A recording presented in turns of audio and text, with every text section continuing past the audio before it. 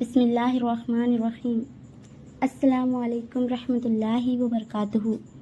اللہ اور رسول اللہ صلی اللہ علیہ وسلم کی بات کو سچا ماننا اور اس کے مقابلے میں انسانی تجربات اور اپنے مشاہدات کو غلط سمجھنا۔ حضرت ابو سعید خدری رضی اللہ تعالیٰ عنہ فرماتے ہیں کہ ایک آدمی نے حضور صلی اللہ علیہ وسلم کی خدمت میں عرض کیا کہ میرے بھائی کو دست آ رہے ہیں۔ حضور صلی اللہ علیہ وسلم نے فرمایا اسے شہد پلاؤ، کیونکہ اللہ تعالیٰ نے فرمایا ہے کہ شہد میں لوگوں کے لیے شفا ہے۔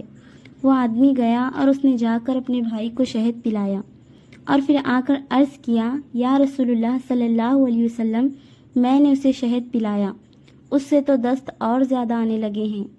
حضور صلی اللہ علیہ وسلم نے فرمایا جاؤ اور اسے شہد پلاؤ۔ اس نے جا کر شہد پلایا اور پھر آ کر عرض کیا یا رسول اللہ صلی اللہ علیہ وسلم، اس سے تو دست اور زیادہ آنے لگے ہیں۔ حضور صلی اللہ علیہ وسلم نے فرمایا اللہ سچ فرماتے ہیں اور تمہارے بھائی کا پیٹ غلط کہتا ہے، جاؤ اسے شہد پلاؤ۔ اب جا کر اس نے بھائی کو شہد پلایا تو وہ ٹھیک ہو گیا، الحمدللہ۔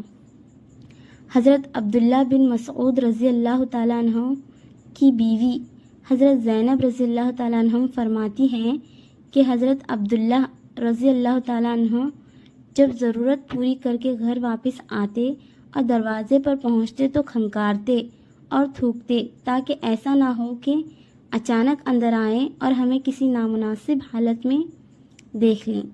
چنانچہ وہ ایک دن آئے اور انہوں نے کھنکارا۔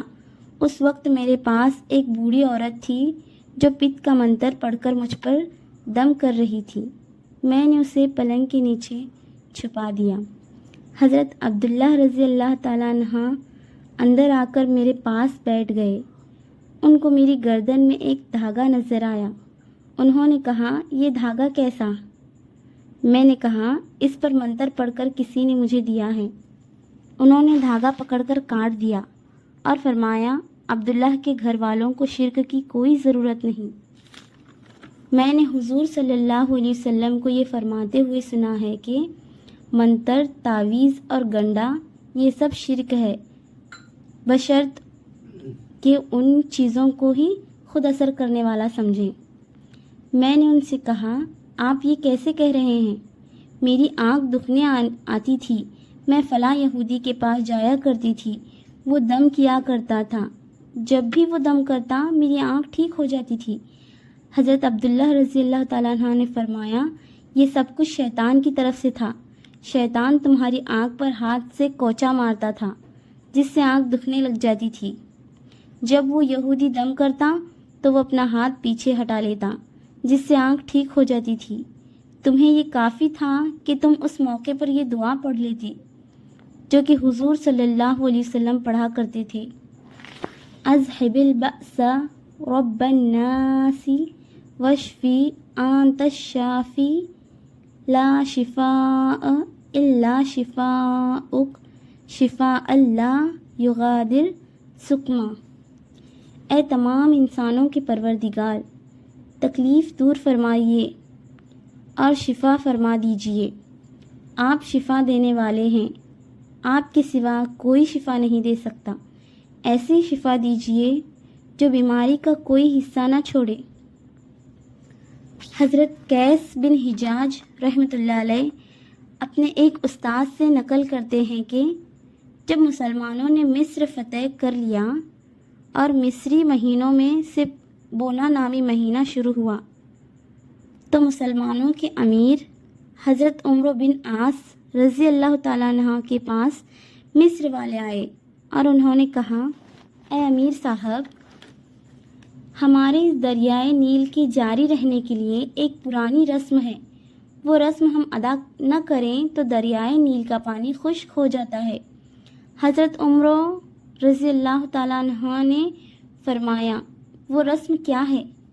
مصر والوں نے کہا وہ رسم یہ ہے جب اس بونے مہینے کی 12 تاریخ ہو جاتی ہے تو ہم ایک کنواری لڑکی کو تلاش کرتے ہیں جو اپنے ماں باپ کے پاس رہتی ہو، اس کے ماں باپ کو بہت سارا مال دے کر راضی کرتے ہیں، پھر اس لڑکی کو سب سے عمدہ زیور اور کپڑے پہناتے ہیں اور پھر اسے دریائے نیل میں ڈال دیتے ہیں۔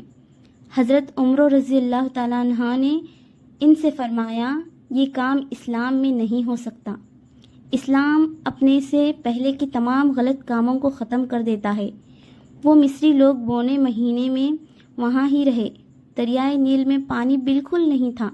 بالآخر مصریوں نے مصر چھوڑ کر جانے کا ارادہ کر لیا۔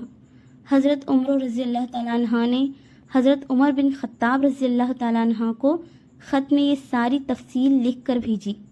حضرت عمر رضی اللہ تعالیٰ عنہ نے جواب میں لکھا کہ تم نے جو کیا وہ بالکل ٹھیک ہے، اور میں اس خط کے ساتھ ایک پرچہ بھیج رہا ہوں، اسے دریائے نیل میں ڈال دو۔ حضرت عمر رضی اللہ تعالیٰ عنہ نے وہ پرچہ دریائے نیل میں ڈال دیا۔ یہ جمعہ کا دن تھا۔ ہفتے کے دن صبح کو لوگوں نے جا کر دیکھا تو وہ حیران رہ گئے کہ ایک ہی رات میں اللہ تعالیٰ نے دریائے نیل میں 16 ہاتھ پانی چڑھا دیا تھا، اور یوں اللہ تعالیٰ نے مصر والوں کی اس غلط رسم کو ختم کر دیا، اور آج تک وہ رسم ختم ہے۔ اس کے بغیر ہی دریائے نیل میں مسلسل پانی چل رہا ہے۔ الحمدللہ۔